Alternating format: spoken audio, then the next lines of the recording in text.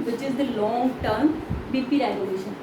Long term BP regulation जो है काम किडनी का, ओके ये हमारे neural mechanism short term. But अगर ब्लड प्रेशर कुछ मंथ तक भी रेगुलेट नहीं हुआ तो क्या होता है, ये जो न्यूरल मैकेनिज्म्स हैं ये अपने आप को रीसेट कर लेते हैं। ये समझते हैं मान लो मेरा बीपी 100 पे है, ठीक है, तो ये मैकेनिज्म 100 रेंज के अराउंड ऑपरेट होने की कोशिश करते हैं।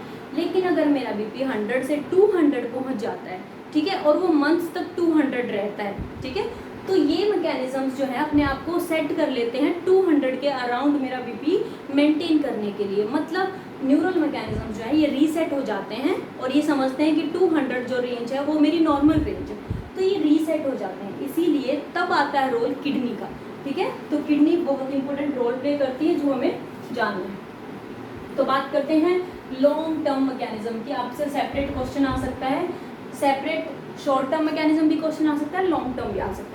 तो लॉन्ग टर्म जो कि किडनी प्ले करती है, कैसे करती है, दो तरीके से प्ले करती है किडनी। फर्स्ट है सोडियम एंड वाटर एक्सक्रेशन करके, ठीक है, और सेकंड है रास मैकेनिज्म। सबने सुना होगा रास मैकेनिज्म, ठीक है, ये एग्जाम पॉइंट ऑफ व्यू से बहुत ही इंपॉर्टेंट चीज़ है रास मैकेनिज्म। तो हम पढ़ेंगे रास मैकेनिज्म, बट उससे पहले देखते हैं ये क्या चीज़ है, सोडियम एंड वाटर एक्सक्रेशन क्या चीज़ है।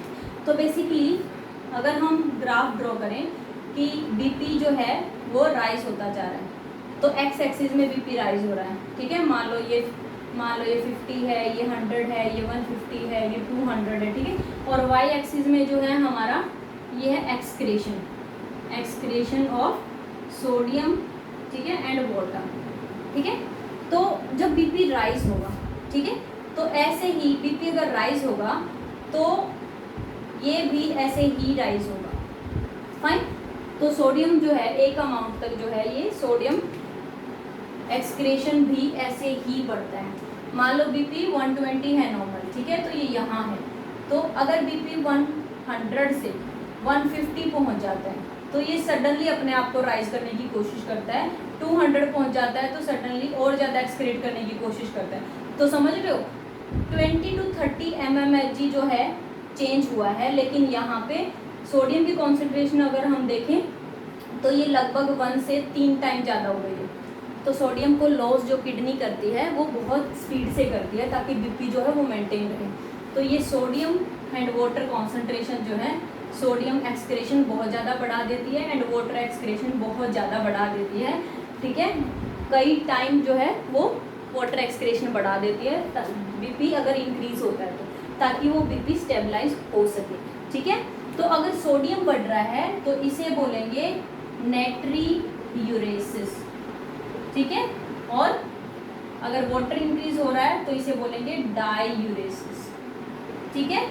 तो रिफ्लेक्स नाइट्रीयूरेसिस और रिफ्लेक्स डाईयूरेसिस की वजह से किडनी जो है वो ब्लड प्रेशर को मेंटेन कर पाती है। ये तो हो गई पहली चीज़, सोडियम एंड वाटर एक्सक्रेशन जो किडनी लॉन्ग टर्म मैकेनिज्म में रोल प्ले कर रही है। नेक्स्ट इज रास मैकेनिज्म जो कि बहुत इंपॉर्टेंट है।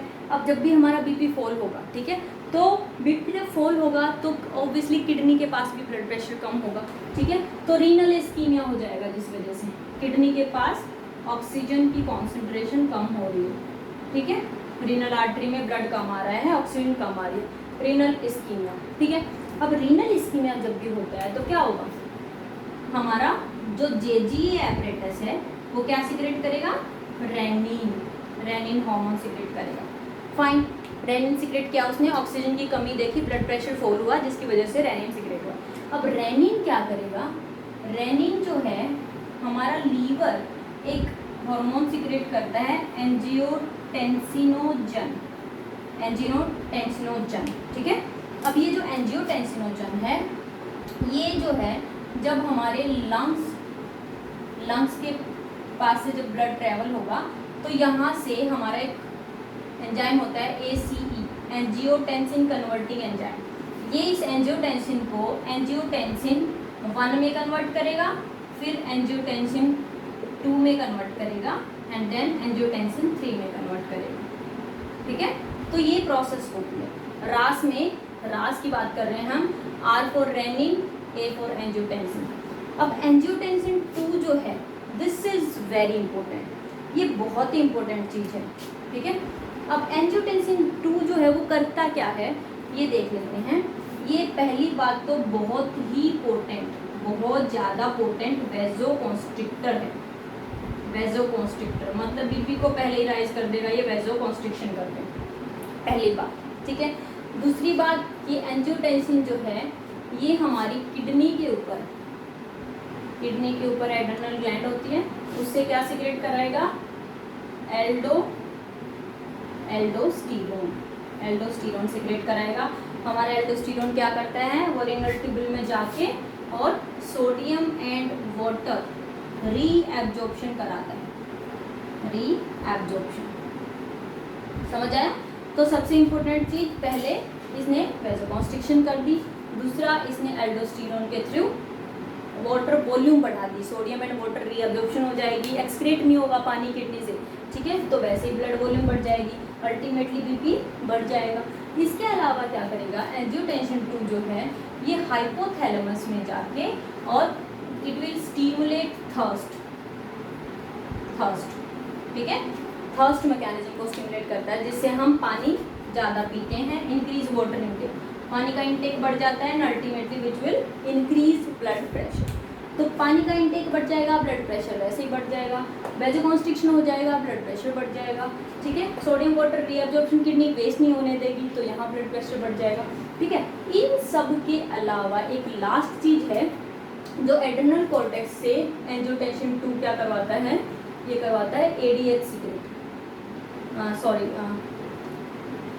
तो बेसिकली क्या करता है, जब भी हमारा वाटर लॉस होता है, ठीक है, जब हमारा वाटर लॉस मोर देन 10% जो है ईसीएफ वॉल्यूम लॉस अगर होता है, तो ऐसी कंडीशन में क्या होता है, हमारी पोस्टीरियर पिट्यूटरी जो होती है, ये देखो ये हमारी हो गई, एंजियोटेंसिन हाइपोथैलेमस पे एक्ट करेगा और पोस्टीरियर पिट्यूटरी को स्टिमुलेट करेगा एडीएच सिक्रेट करने के लिए।